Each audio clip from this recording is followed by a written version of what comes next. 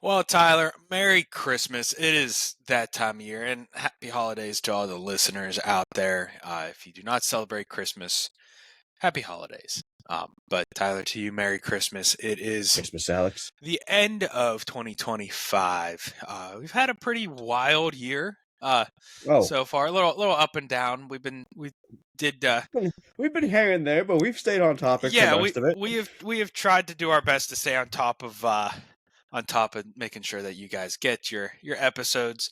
But life gets in the way sometimes. Tyler, you were just in Germany for I was a month, 3 weeks, 2 weeks.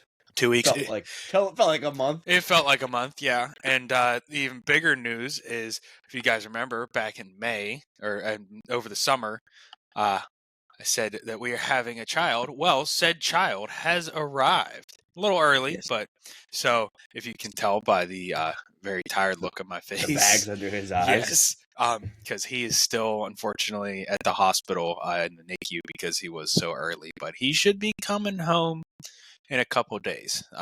Tomorrow, as of this recording, he should be home. Thank goodness. It's been very stressful, very quite the toll, but it's he's doing good. He's a tough little dude, kicking butt, taking names. He's already worn a couple dinosaur onesies because he knows what's up. Dinosaurs. I was a big dinosaur guy up until about 5, and then I realized they're not around anymore, so I had to switch to animals. Yes, well, why not both? I feel like that's the roadmap for every child who loves animals. Pretty much, yes. But welcome everybody to Life: The Complete Story. I am Alex. That is Tyler. We are your hosts. And Tyler, this week we're talking more about the salamanders. We're talking about Correct, we are the advanced salamanders. Our next two groups. But first, as we always start with our nature in the news, Tyler, kick us off. So, since we just kind of finished fish and are moving out of the ocean for the foreseeable future, we'll get back eventually when we talk about sea snakes or cetaceans and that stuff. Yeah. I figured it'd be great to talk about the super predators that used to live in the ocean many, many millennia ago. So nowadays, the oceans are run by, killer whales, great white sharks, and all of that stuff. But 130 million years ago. I was about to say, you're missing a couple zeros. 130 million years ago, the oceans looked a lot different. I would hope so. That was a long time ago. That was a long time ago. Sharks were still around, but oh yeah, sharks were still here. Don't worry, guys. Don't worry. We still had sharks. Yeah. So you can kind of you guys know what trophic webs are. We've talked about them before, like the food chain on how in depth. Who eats what, where all the energy goes, and the biomass of the system. So using what we know about today's modern trophic webs, we can kind of piece together what the trophic webs of the ancient past used to look like. So they have found the Paha Formation, I believe it's called. Which is Colombia's Paha Formation. Yeah. So that using the body sizes of the fossils, they can kind of fill in where they fit within that trophic web. And this would be for a ocean environment. Granted, this is in Colombia and around the Caribbean, but that doesn't mean that it was that same climate biome before, because these things change. Antarctica wasn't always a frozen tundra. It used to be a desert. A desert. Technically still is a desert. It's just frozen. It's a tundra. It's a frozen desert, yeah. Yes. So, granted, it doesn't exactly say what... This article doesn't really tell us what species or what fossils they found that were... and put them where they are, but you can kind of assume, large sharks. I'm not sure if the megalodon was around at this exact time period, but that is kind of the peak of the shark world, right? In terms of all sharks ever. There's a couple other sharks that were up there, Helicoprion. Oh yeah, Helicoprion's the one that has the buzzsaw, the buzzsaw teeth. A couple other weird sharks. If you look at old sharks, they're like really weird. They kind of didn't have it figured out looking. yet. Yeah, they were freaky looking. They were still learning, still developing. Right. But there's also, things like the mosasaur and different plesiosaurs that were also like top predators. Plesiosaurs not so much.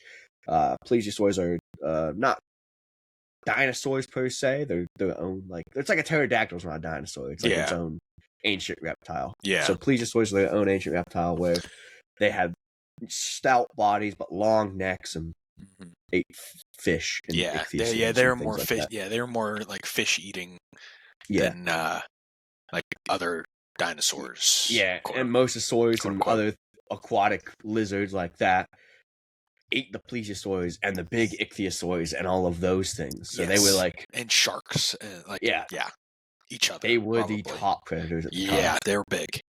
And then there were obviously, fish at that point in time. Rayfin fish were already around. They were doing their big booms of diversity.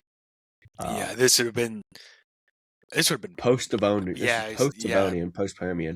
Yeah. So this is like early Cretaceous stuff. Yeah, so this is when you get the massive, like after that big Permian extinction, you get a big boom of fish and then land animals as well. Yeah. Especially, like we said, the reptilian ancestors really took off.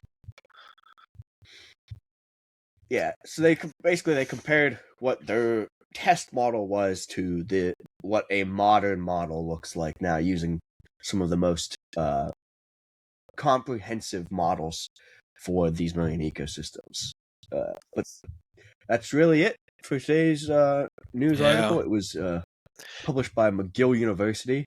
Yeah, the biggest thing that I got from this was basically that the levels that they got to as far as like top predators were even bigger. Like it said here, it said typically in today's oceans, food chains typically reach only 6 levels with things like killer whales and great whites at the top.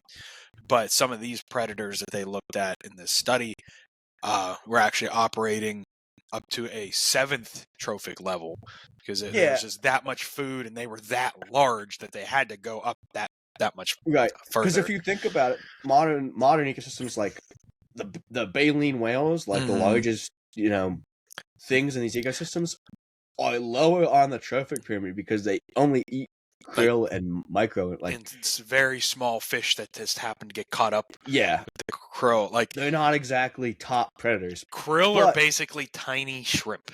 Yeah, but back in the easiest way to describe them.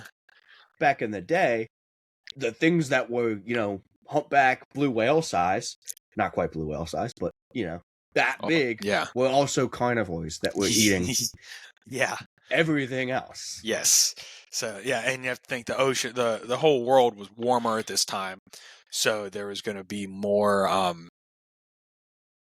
abundance. Yes, there's a greater abundance. Most of the land mass was concentrated closer to the equator as well, or at least it was more. I don't think we were quite at. Were we at Pangea yet? Yes, Cretaceous period. No, this would have been. We'd have been 130 million years ago. This is like the start. We'd have been past Pangea at this point. Yeah, so we're starting to see, getting to the point where like the continents are getting closer to their modern locations, but it's still much warmer. So the ocean levels were higher. They're more like the inland sea in the United States would have been a thing. Pretty much where the Mississippi River Basin is in like the Great Lakes area, that was all underwater at one point. Because we have found marine fossils in the central United States, kind of corroborating that. But pretty neat, pretty cool to see like how things have shifted over the years. Right. All right, Alex. Well, that's going to do it for today's Nature in the News, kind of a flashback type episode. So we'll move on into our lesson for the day. We're talking salamandroidea and Sirenoidea. Those are our 2 suborders. I'm trying to focus my camera. Jeez. I know. Our 2 suborders for the day. And we'll start in salamandroidea. You want to kick us off, Alex? What do we got? Sure. So I will kick us off in Salamandroidae, you said that is a suborder. Yes. So these are the advanced salamanders. So they're a little bit different than the salamanders we talked about in the last episode.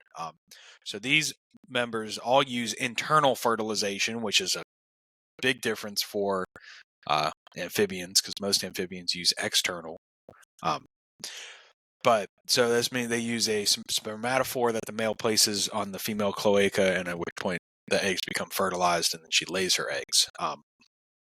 They also differ from the other salamander suborders due to a fused bone in the lower jaw, as well as bicapitate ribs. What does that mean, bicapitate? I looked it up and I forget. I'm gonna guess that means like they're like fused pairs. Bicapitate ribs. They have two distinct articular surfaces, so it allows for a more complex axis of rotation. Okay, so they're able to move. Their movement is a lot. So yeah, like more twisty, stiff. Yeah. Okay. They're able to adjust better, I guess, where it's more flexible ribs. Okay. Yeah, and that fused bone in the lower jaw, I'm guessing it means they have stronger jaws to be able to eat. Pretty cool. Yeah, the angular and prearticular bones are fused. Okay. So this means that these earliest members is highly contested at where they started, either the late Jurassic or early Cretaceous. So that kind of where we were just talking about with our nature in the news around that time. Yeah. That's because they're trying to debate whether the older species is an actual salamandridae member, or if it's a from Uroideae. Yeah. Or Urodella, whatever it was called. Or whatever the crown species would be of okay. Pre-branch. Okay. But so there are a few families that we're going to talk about, a handful of families we're going to talk about within Salamandroidae. First one we're going to start with is the family Ambystomatidae. So this is a family of salamanders. It has two genera. These are the mole salamanders, Ambystoma, and the Pacific giant salamander, Decaptodon. So this is one of, I think when we talked about, this is not related to like the hellbenders, this is one of those other giant salamanders that we've talked about. Correct. Yes. So we have 36 species overall. It is a family that is dispersed throughout much of North America, but Decaptodon, the Pacific giant salamander, is isolated just to the Pacific Northwest. So think those familiar with America, think like Washington, Oregon, that area. Into damp, temperate rainforest regions. Yeah, temperate rainforest. So they are terrestrial members. The diet consists of mostly invertebrates, although some of those larger members are known to eat other salamanders, and I'm sure other smaller organisms like that, like small frogs, maybe not, but small salamanders. I'm sure things like worms, insects, anything right. you think of. Like Tyler said, they prefer damp forests and plains. Some of those notable members are that the tiger salamander, which I think is what Tyler has pulled up. Yes, sir. And the coastal giant salamander. Some of these members are toxic. They do secrete poison as a way to protect themselves, thus the very bright coloration on some of them.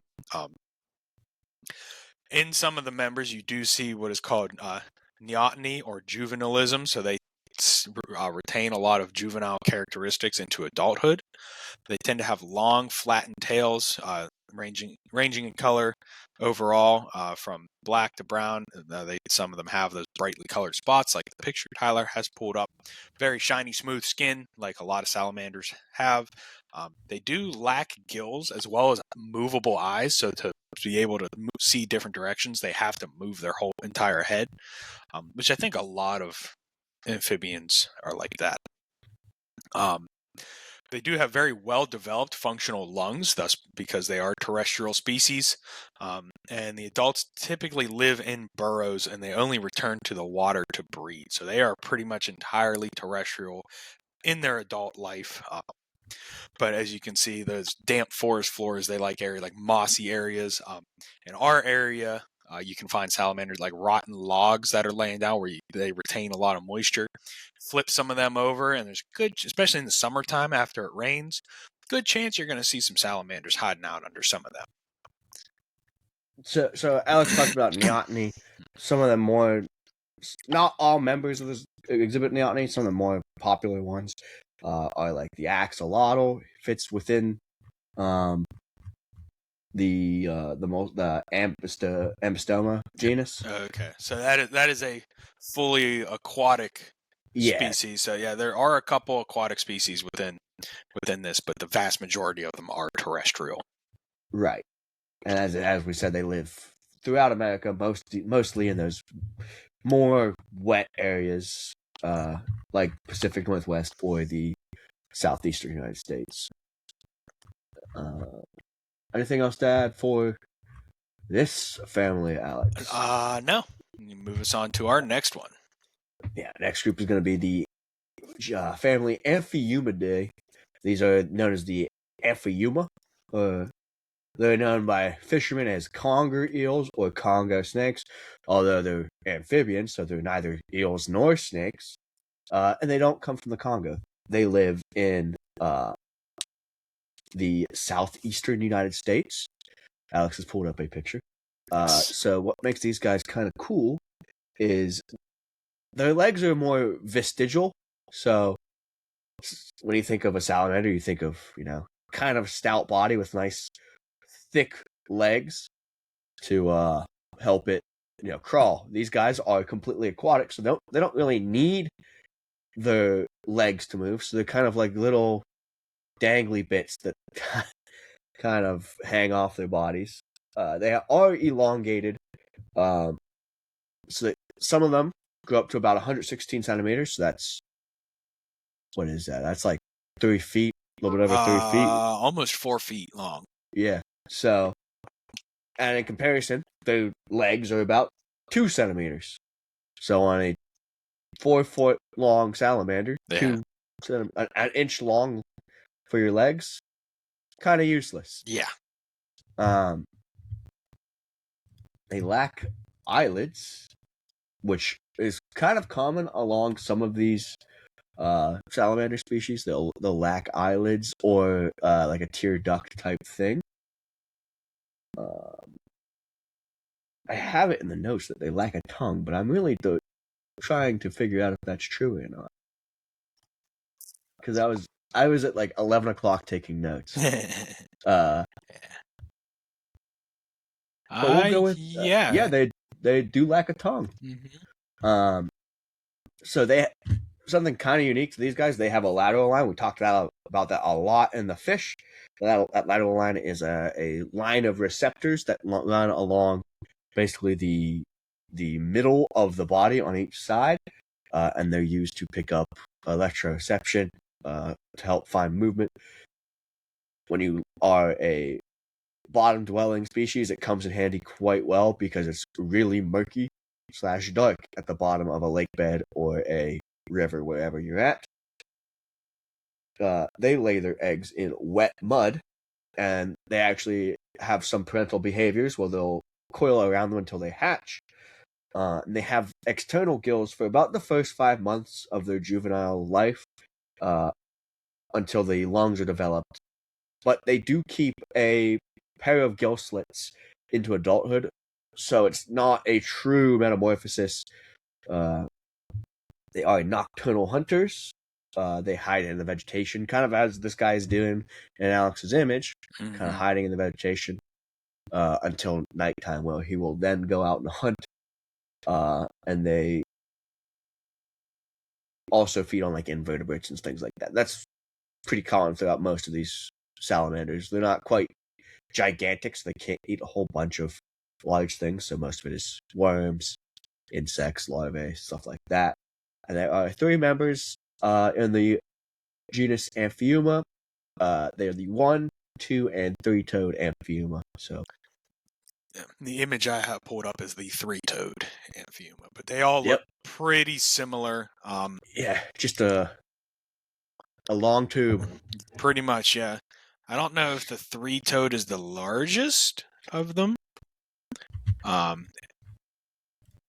It is one of the larger ones, though.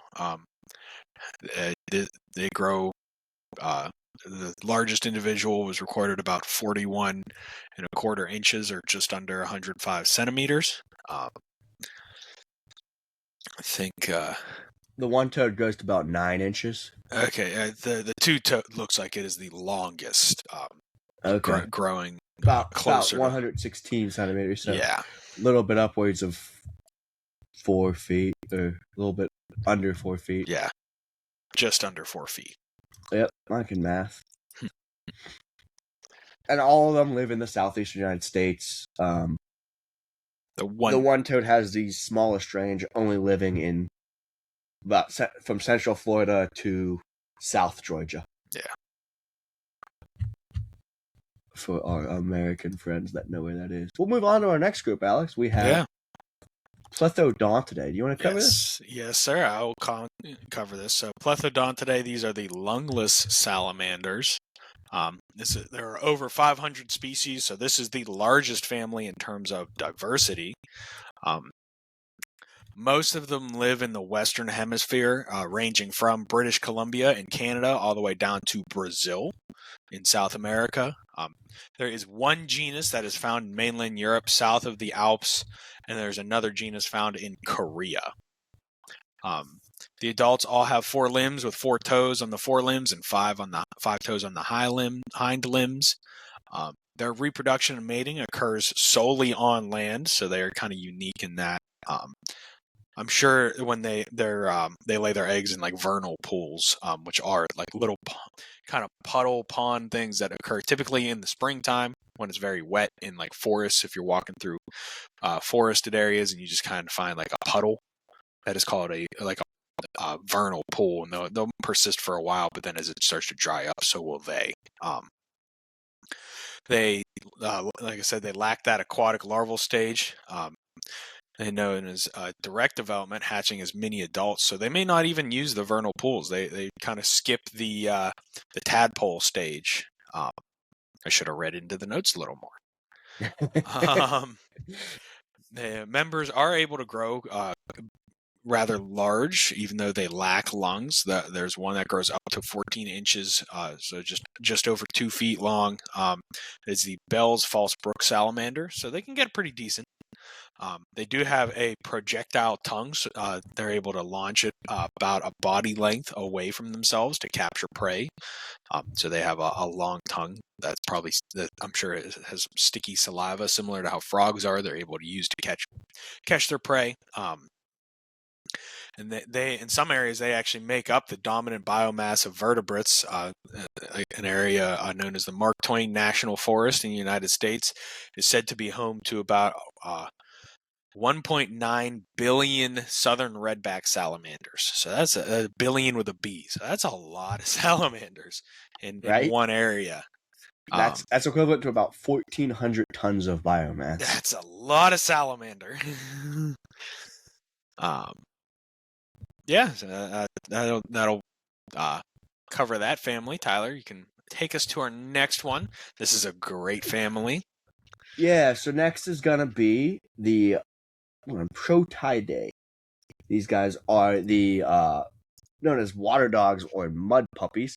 That's the U.S. group. There is also the Olm, which is the only member of its genus Nectarus, and they live in the Balkan states over in Europe. So is it like Macedonia, things like the further north, south. Oh no, the Balkans. The Balkans are southeast Europe. Sorry, like south of Romania, stuff like that. So like Serbia, Bulgaria, that area. Yeah. And I put a picture of a mud puppy. So these guys are fully aquatic. They have external gills all the way through adulthood. They never lose their gills. They possess lungs, but their young lungs don't do much in terms of respiration. It's kind of just like I don't want to say it's a I had the word Vestigial. vestigial. Yeah, I don't want to say it's a vestigial lung, but they don't. The gills do the heavy lifting when it comes to respiration. Yeah.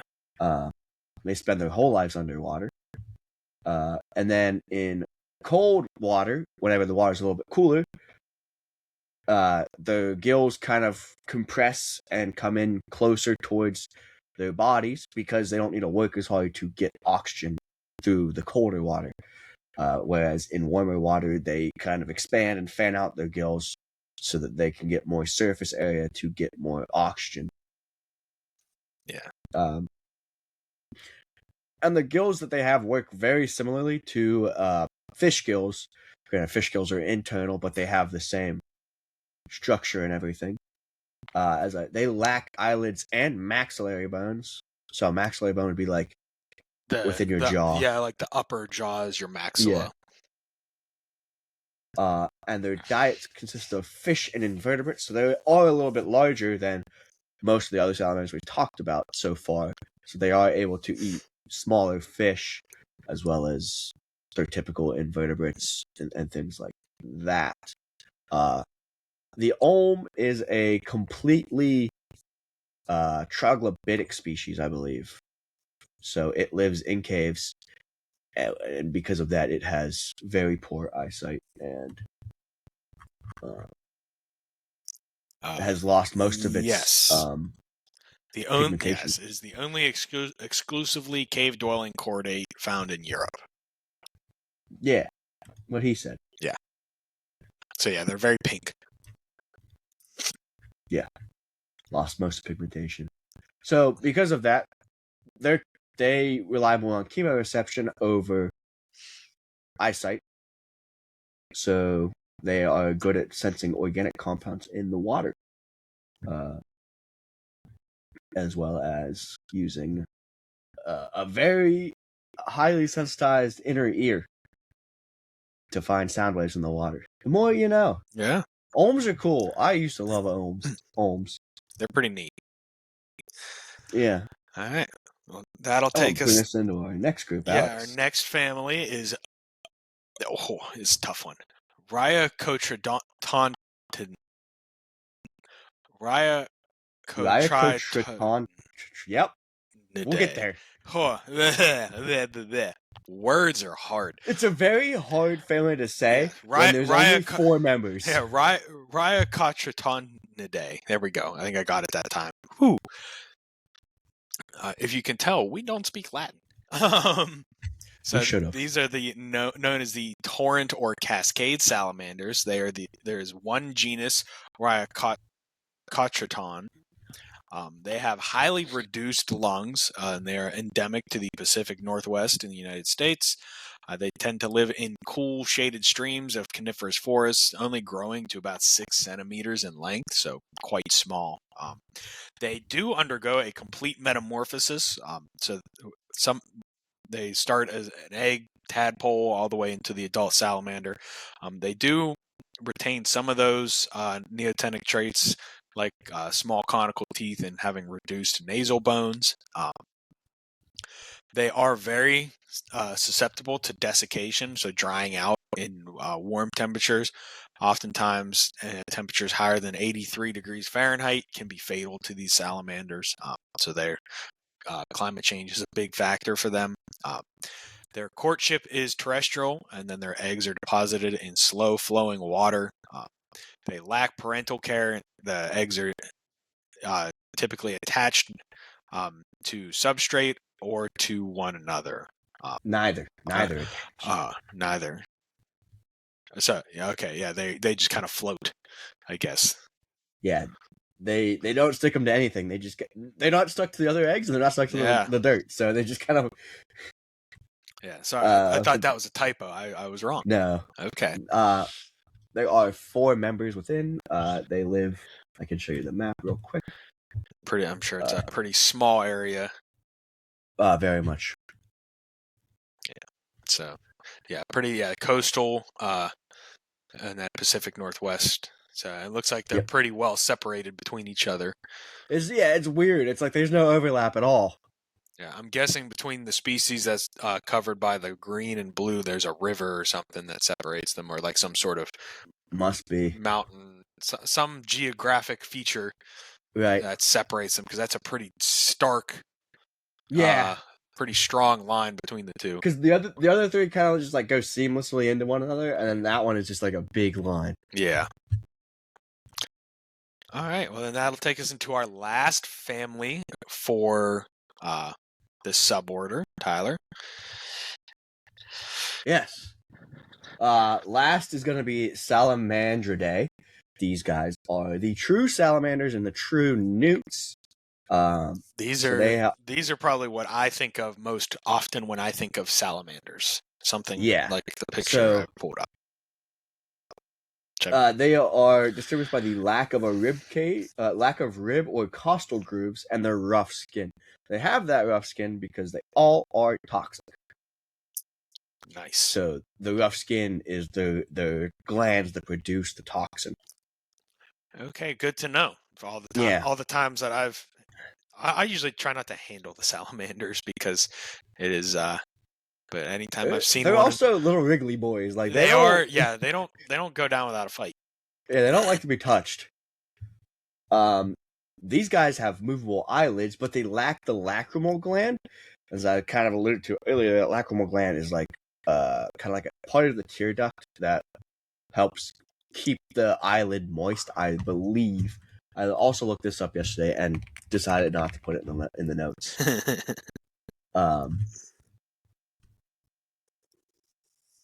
Yeah, they secrete not the aqueous layer of the tear film. Okay, so do they have to lick their eyeballs? I would assume. Because, well, yeah. Or they just go in the water. Yeah.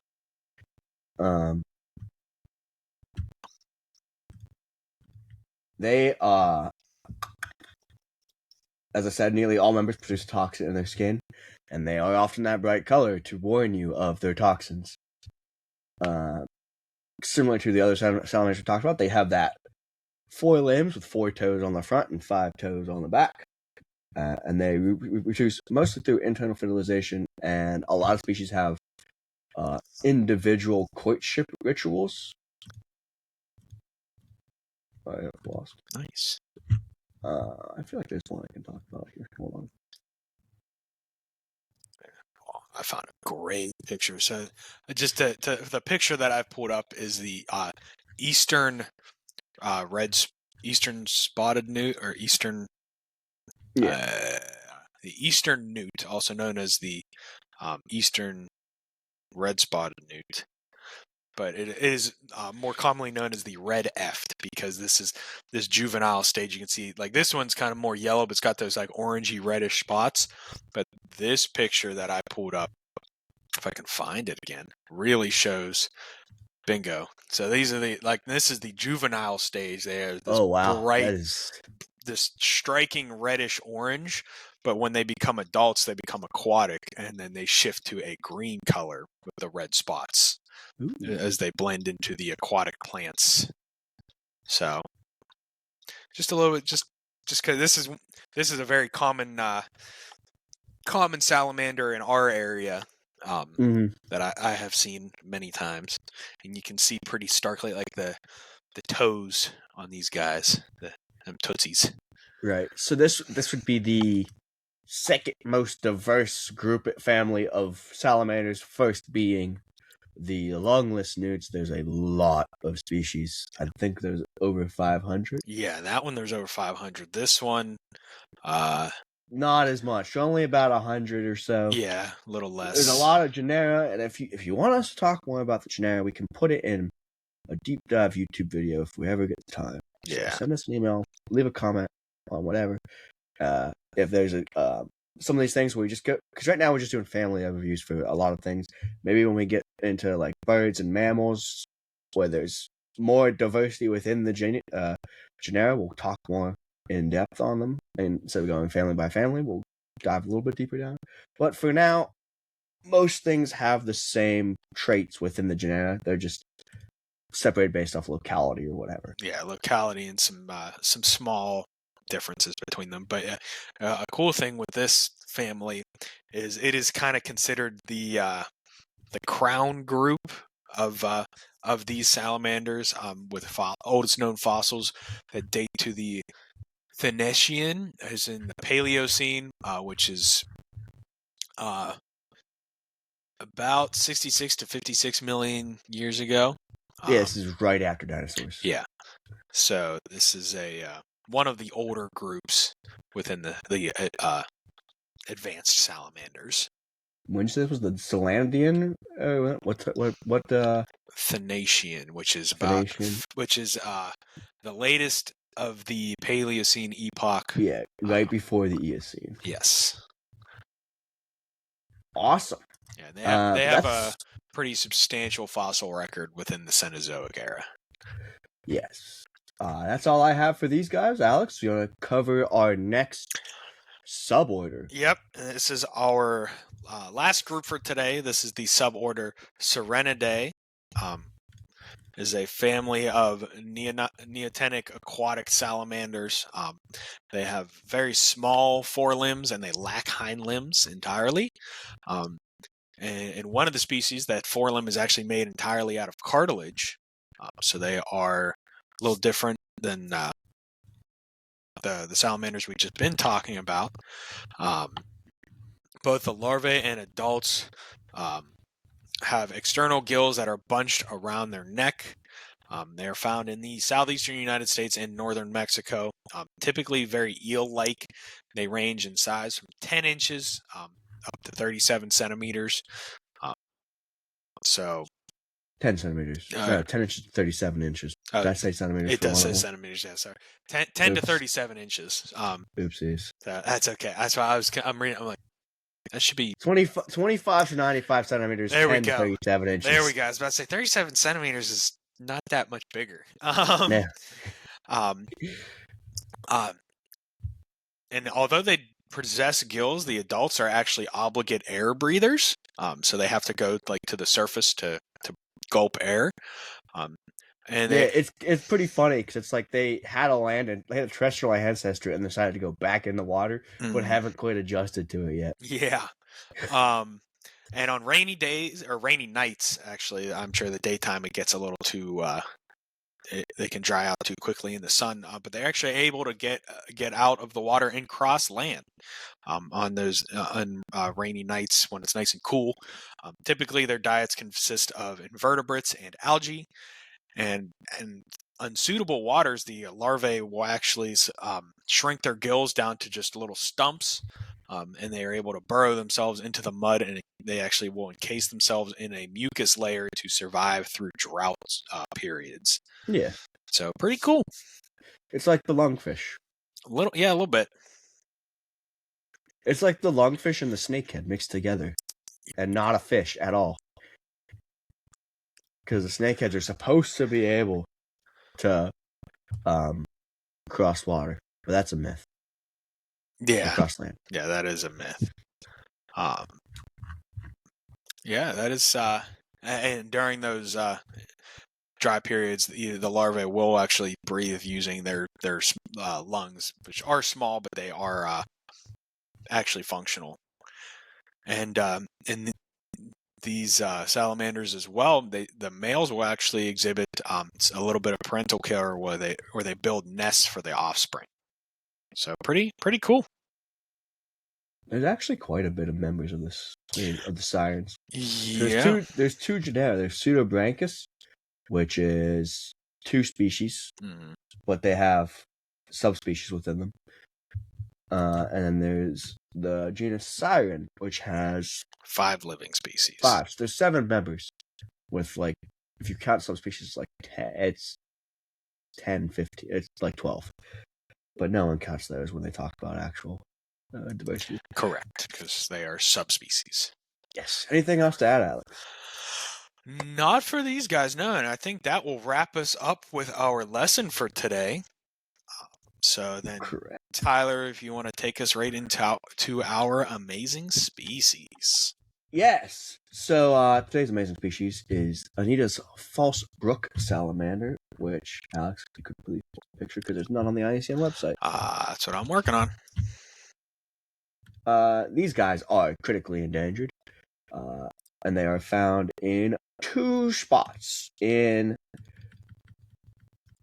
the pretty much not the southern tip, but the southern bit of Mexico in the. Oh, I can't say that. I can't. What is it? Ayahuasca. Ayahuasca. Or whatever. Oaxaca. Oaxaca. Oaxaca is how yes. In that how it's region of spelled. Mexico. Yes. So it is on the kind of the western side of down towards the Yucatan Peninsula. It's that western side, south of Acapulco. Yeah. So it's close to the Sierra And Madre. They have about 250 mature individuals right now. Whew. Not a lot. Not a lot. They also only have one physical location they live in, and that is a little bit of ways away from San Vicente Lachicio town, which is in Sierra Madre del Sur in Oaxaca. And they live at elevations of about 2,100 meters above sea level. So that's kind of high up there. Mm-hmm.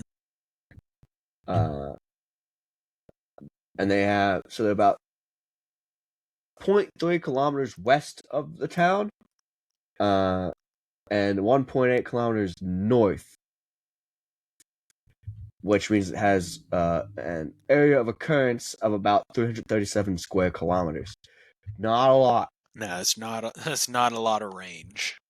No. Which is why it gets that critical. Not only does it have not a lot of members, but it also has very limited range to it. And they are one or two mountaintops, basically. Yeah. And they are decreasing. It's the number of individuals in the largest subpopulation is 50. Which isn't adding up. Because there's 250 members and there's two subpopulations. 50 is not the biggest number you get out of that. Yeah. Well, it is reading through it hasn't actually been seen since 1976.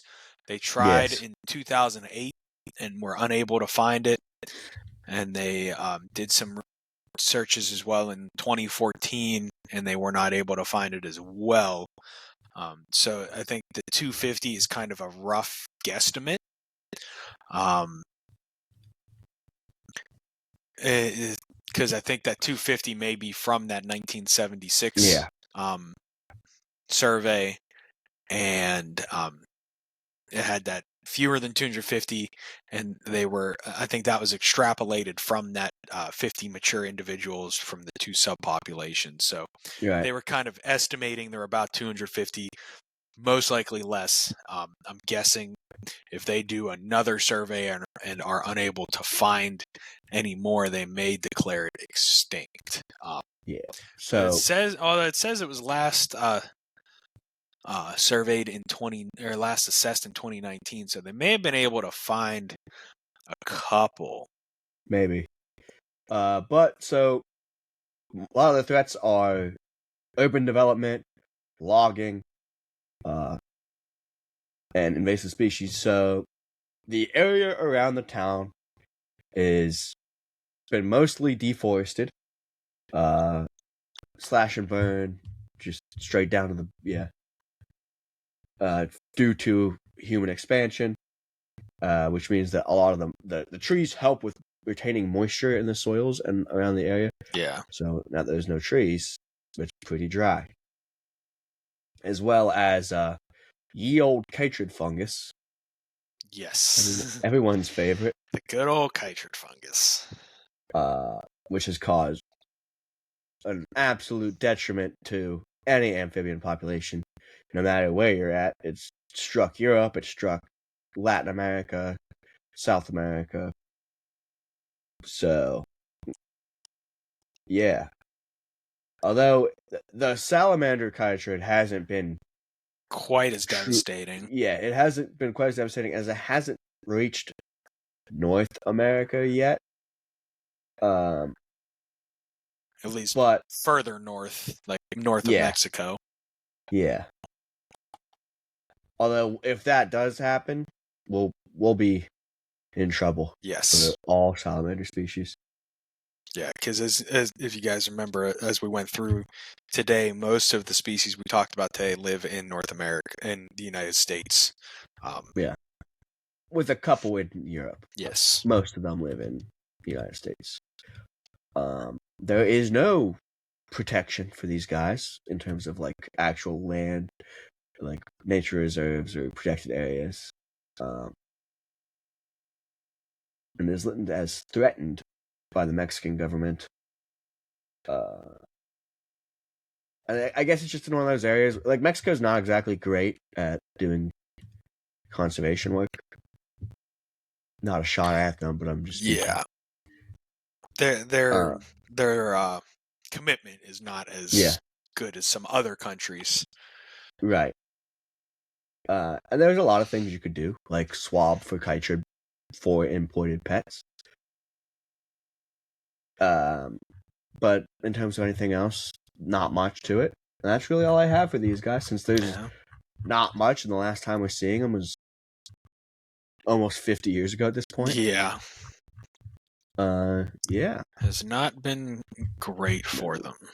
But I will pass it over to you, Alex, for our most wanted. Yes, sir. So our most wanted for today, going the entire opposite direction, we're talking about the giant African land snail. That's because there's no invasive salamanders. Yeah, there's no invasive salamanders. This is Lysicatina fulica. It is a large land snail, native to, of course, Eastern Africa. Introduced through the pet trade as a food resource, as well as accidental introduction. Excuse me. It is now found in areas such as China, the United States, parts of South America, the French West Indies, Brazil. So it is pretty widespread. Miami, Florida, and Florida. It has been found most recently in the early 2020s. So it is, while attempting to quarantine it, it is very difficult. These snails get about 8 inches long for an adult snail, if not larger.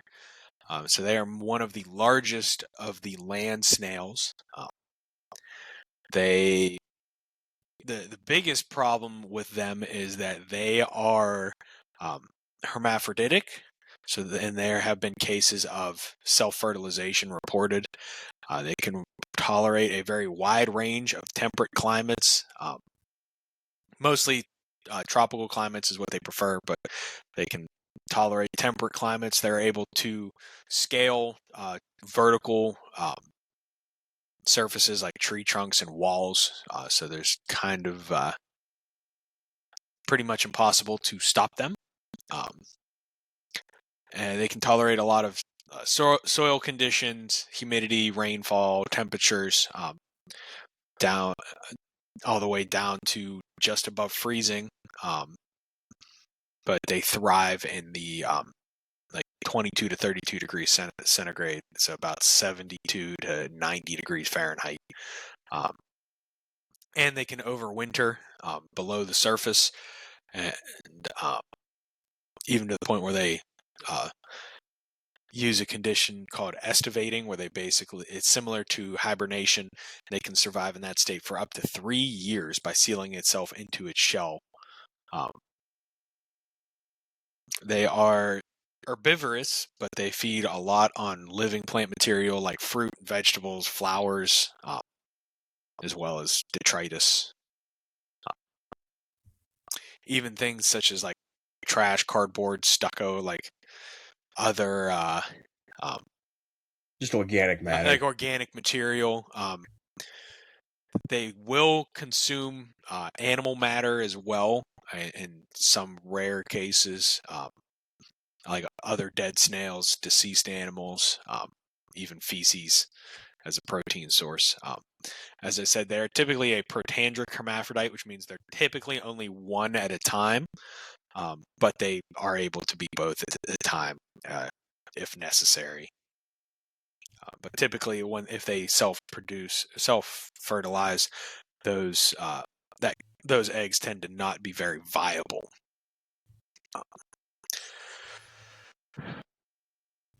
But that is, and the biggest issue is they'll lay about 200 eggs at a time, with about 5 to 6 of those clutches per year that hatch within either from a week to at most about 21 days, and they can live up to 10 years, but typical life expectancy in the wild is about 3 to 5 years. So they can they grow quickly, reaching that adult size in 6 months, and then they can live for a few years beyond that. So it is a very big problem, because they are so easily able to reproduce and spread, and they live a while, very tolerant, as well as they in high densities, these terrestrial snails can actually pose a human health risk as well, being able to transport some zoonotic diseases. Yeah, and some pretty rough ones at that. Yeah, one example is called rat lungworm disease. It is a nematode that causes meningoencephalitis, which is similar to meningitis. So it's like a brain swelling disease. So very, very dangerous, potentially deadly. So if you see these snails, do not handle them directly, and try to get rid of them if you can. So, I work for a company that handles the soil samples, right? Mm-hmm. And the USDA has things in place for a lot of things on like quarantine soils and stuff like that. Yeah. On needing permits to transport soils from certain locations to out of location, this being one of them. So samples in certain counties of Florida need a lot of paperwork. I bet. Just to leave. Just in case there are snail eggs and stuff within this. Exactly. I'm sure it's not just snail eggs, but a variety of invasive. It's the giant African snail, like the golden nematode, a couple other things. But things that are this volatile that can reproduce out of nowhere and just... Because, like, obviously there's invasive species everywhere, but not everything is so prolific in terms of reproduction that one or two eggs are going to cause a lot of problems. But this is one of those things that we are very particular about. Mm-hmm. And it's weird that people keep these as pets. Yeah, it is strange. That is for sure. But that will wrap it up for my most wanted for this week, and we will go into our last topic for the week. That is our ecology encyclopedia. And for this week on Ecology Encyclopedia, we are covering desertification. So Let me paint a picture for you. Yeah, I'll let you kind of, if you want to handle this, I'll find you a good picture. Yeah. Let me paint a picture for you here. Imagine you live in a town, and this is way back when farmers shared a common ground with all the other farmers, and that's where they took their animals to graze. All these animals come, and the grass doesn't have enough time to regrow completely, and it just turns into a desert. There's no roots there. Like, it just causes a lot of problems. So that is what we're talking about today. Desertification is land degradation of fertile soil into arid desert soil due to, it can be a natural process. It doesn't have to be human, but more often than not, it's due to overgrazing or overuse for agriculture. There you go. I found a nice little diagram. Perfect. And it works both ways, right? So the desertification does cause biodiversity loss because you're losing the nutrients of the soil because there is no plants to send nutrients back into the soil, which leads to that, and then that decreased diversity of plants leads to further desertification. And then the climate change, since there's less plants to suck up the carbon dioxide emissions, because that is one of the largest carbon sinks in the world, more climate change happens. And since there's more climate change happening, more desertification happens because the plants aren't able to survive in these increased temperatures or in increased CO2 environments. That's my rough cycle. Yeah, and areas that are most that we see a lot of this are areas like rainforests, where the soils are actually very nutrient poor because of all the rain. So it's very easy where they clear cut areas of rainforest. The plants are what maintain a lot of the moisture for the soil. So once those plants are lost, that ground cover is lost, the soil is already very nutrient poor. So it just starts, you can kind of see in the top picture, it just starts to dry and crack and becomes basically useless. Yeah, rainforests are cool. Because if you actually look at a rainforest, a lot of the plants in the rainforest don't actually grow in the soil; they grow off the trees. Yeah, they grow off of other plants. Yeah, it's crazy how incredible rainforests are, but right. how fragile they are as well. Yeah, and once again, you're taking away trees, you're clear cutting trees. The roots are gone, and the roots are what keeps the soil there. So you're eroding soil as well. Mm-hmm. Not only are you washing away nutrients, you're also washing away good soil and just leaving poor, arid, poor nutrient soil. Yeah, and there are a lot of areas that are susceptible to this, like outside of the tropics, because typically you get like your tropical zones. There's I can actually talk about this in the next episode, kind of how the airflow, like the cycles where you have your really wet areas and then they cause really dry areas, and how that cycles. So that's why you see like bands of like desert areas and then like tropical areas that has to do with airflow laterally. If you're looking at a globe, it's vertically. So there are some areas that really aren't susceptible to this. Like the area we live in is mostly temperate woodland.